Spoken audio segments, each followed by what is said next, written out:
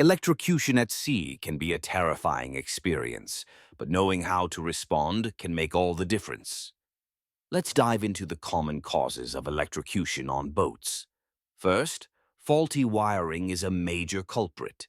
Water and electricity don't mix, and when wires are exposed or damaged, they can create a dangerous situation. Another common cause is using electrical equipment improperly, especially in wet conditions. Always remember, if you're on a boat, keep electrical devices away from water.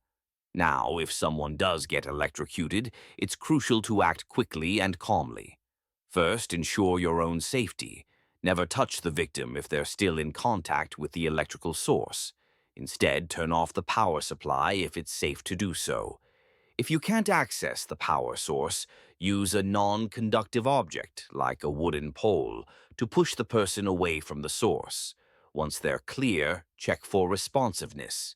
If they're unconscious or not breathing, call for emergency help immediately. Next, begin CPR if you're trained to do so.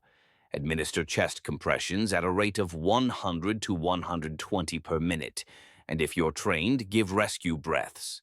Continue until professional help arrives or the person shows signs of recovery. Now, let's talk about what to include in your first aid kit specifically for electrocution incidents. Essential items include gloves to protect yourself, a CPR face shield, a first aid manual, and a flashlight.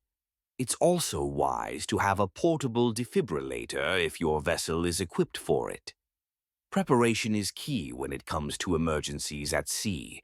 Regularly check your boat's electrical systems and ensure everything is up to code. Conduct drills with your crew so everyone knows their role in case of an emergency. Familiarize yourself with the location of the circuit breakers and emergency equipment.